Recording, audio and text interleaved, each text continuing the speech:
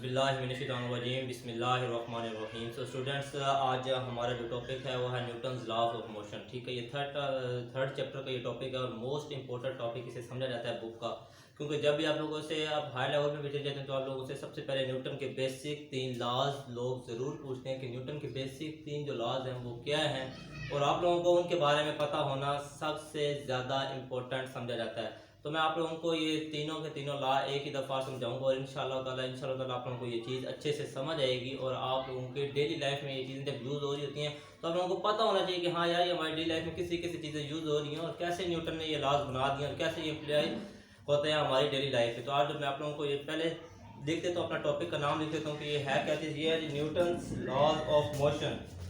Topic है हमारा Newton laws of motion. ठीक है, न्यूटन के 3 लॉ हैं जो मोशन के बारे में है। ठीक है, सबसे पहले आप लोगों को क्या पता होना चाहिए कि मोशन क्या होता है। ये चीज़ आप लोगों ने इनिशियली पढ़ी है, इस चैप्टर में आया होगा कि मोशन क्या होता है, किस चीज़ की हरकत करना, किस चीज़ का मूव करने का नाम को हम लोग क्या लेते हैं, मोशन लेते हैं। न्यूटन का फर्स्ट लॉ आप लोगों से क्या डिमांड करता है, क्या बोलता है, क्या चीज़ कहता है।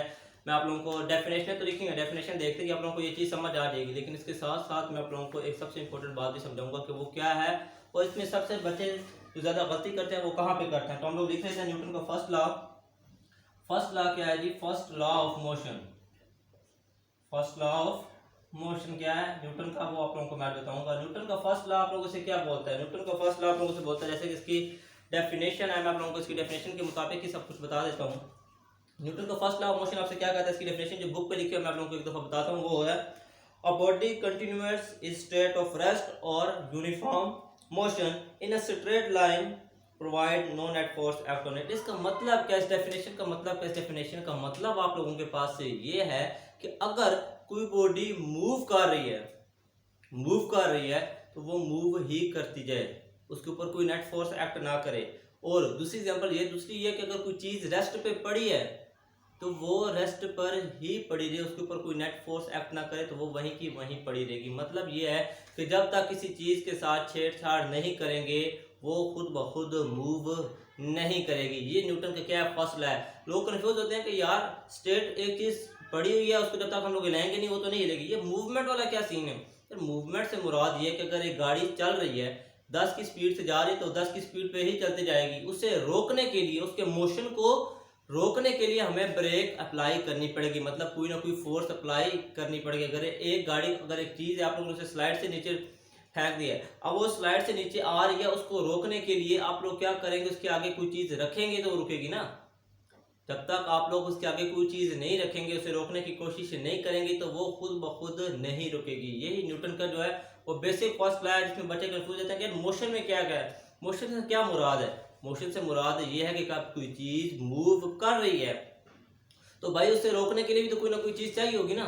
उसे रोकने के लिए जो चीज़ चाहिए होगी, जो फोर्स चाहिए होगी, वो अप्लाई करेंगे तो वो चीज़ रुकेगी। इसी तरह जब डस्टर पड़ा है तो उधर ही पड़ा रहेगा, कब तक, जब तक आप लोग उसे हिलाएंगे नहीं। तो ये है न्यूटन का first law of motion. I hope कि आप लोगों को ये चीज़ समझ आई होगी कि डेफिनेशन किस तरह।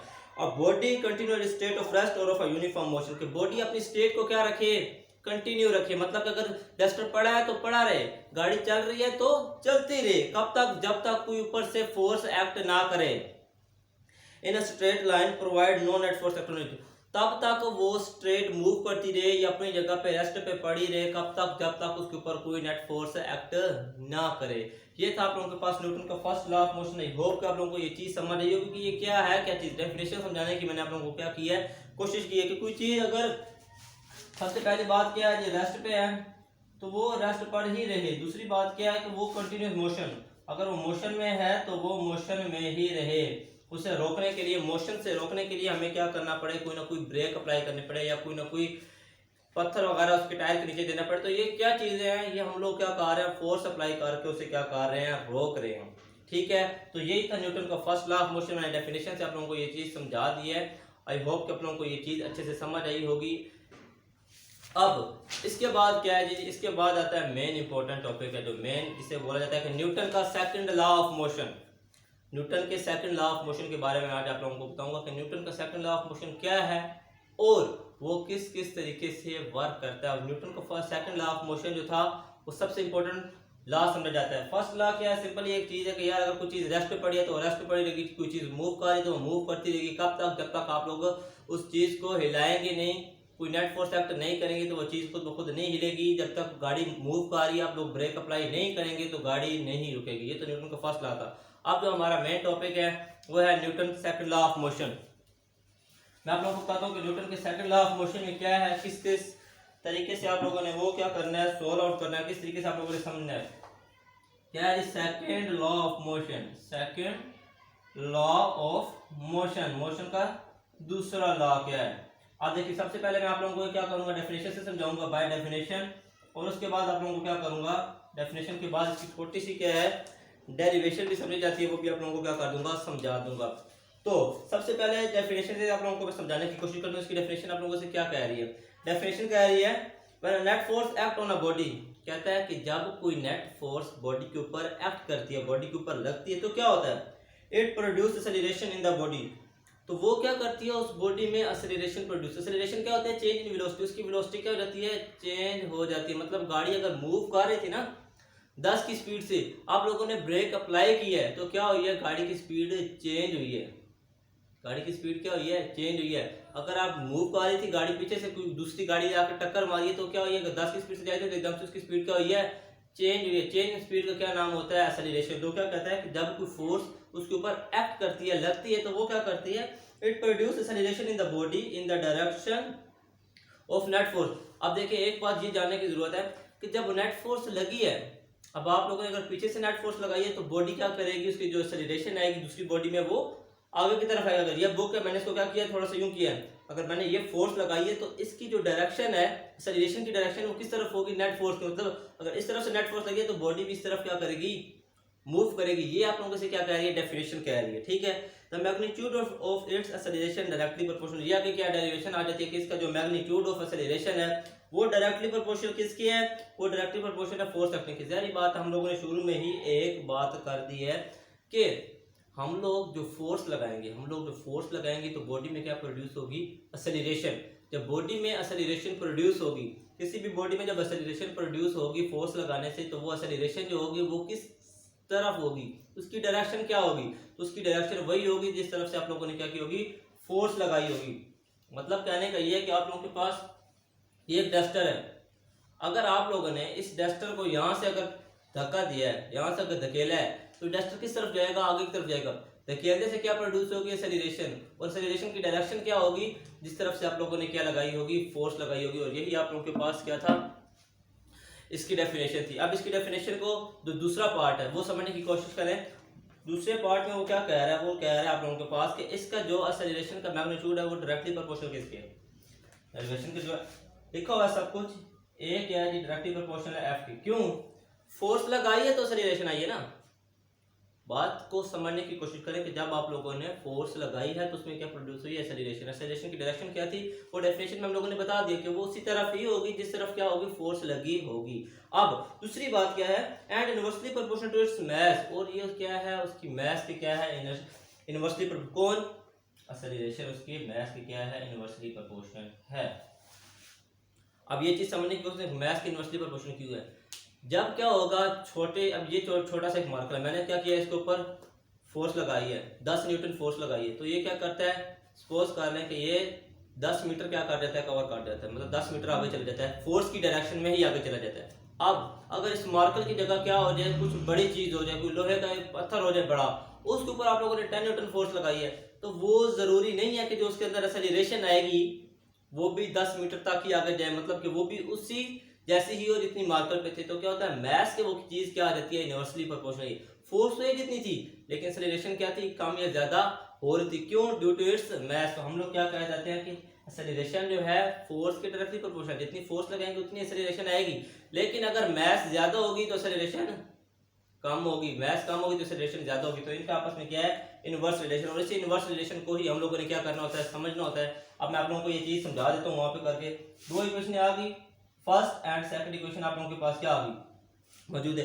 अब इस फर्स्ट और सेकंड इक्वेशन को अगर मैं क्या करूं, जोड़ने की कोशिश करता हूं। जोड़ने की कोशिश से मुराद ये है कि अगर मैं एक्सेलरेशन को यूं कर लेता हूं, एक साइड पे ये लिख लेता हूं, जैसे कि उन्होंने किया वैसे समझाऊंगा ताकि आप लोगों को ये चीज समझ आ जाए। और क्या कर देता हूं, ऊपर एफ लिख देता हूं जो कि डायरेक्टली प्रोपोर्शनल, नीचे क्या है मैथ्स इनवर्सली प्रोपोर्शनल।